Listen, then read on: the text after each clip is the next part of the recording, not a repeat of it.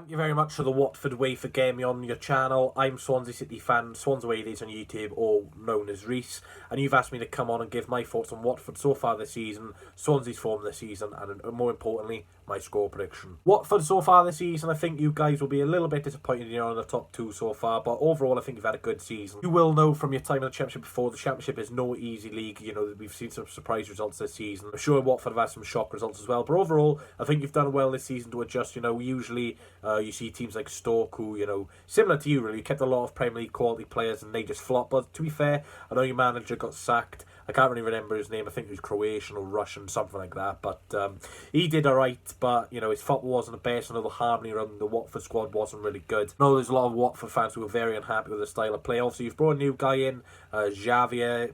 Like, I don't even know his last name, but apparently he plays exciting football. I know you beat Norwich 1-0 on the weekend, which is a very, very good result.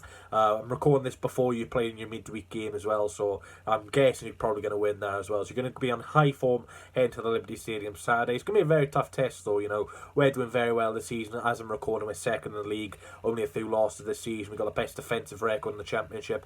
I'm sure you're either second or third as well. You've got some very good players at the back. Big fan of Ben Foster and his YouTube channel. Love that series. Ben Wilmot, as we all know from last season, very, very good defender at this level. You know, you got Troy Deeney, who's a big impact on the Watford squad. Very physical player, can hold the ball up well and bully defence. Andre Gray, very good player. I know a lot of your fans don't really like him, or, you know, you're not too confident for a goal, but I do still think he's a Premier League quality player. I know he's not really hitting the heights, but similar to Jamal Lowe from Swansea, really, he wasn't really hitting the heights. He scored one, and now he scored 4 in 4. So if Andre Gray can get that first goal for Watford, potentially before he leaves in January, then he could go in a bit of a role. I know if you guys want to sell him, if he can get a few goals for January, then he could get a good transfer fee. No, I think Caboose leaving Watford as well, so you're really going to have to get a new signing ahead of him to replace him. But, you know, you got James Garner in there, who we were linked with in the summer as well. I'm a big fan of him. I'm a big fan of Watford squad, really.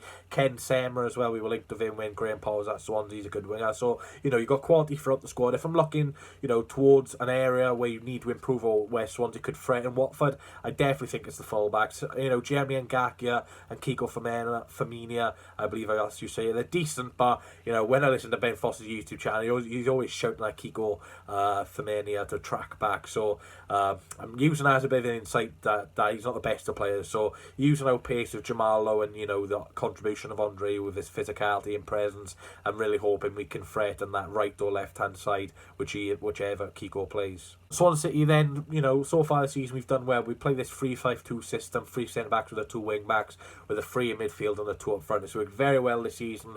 I do think we've got one of the best defenders in the Championship in Mark Wahey, left-footed centre back on loan from Chelsea. So cool and calm and collected on the ball. It's sensational. Ryan Bennett, one of the most experienced defenders at this level in the Championship currently. Very good player from Wolverhampton Wanderers. He's playing Europa League, Premier League, Championship, League One, I believe, as well. So he's so experienced, and he's really been, you know, a big threat and a big bonus for us at the back. Still yet to score. Ben Cabango, though, another defender for us. He always seems to score.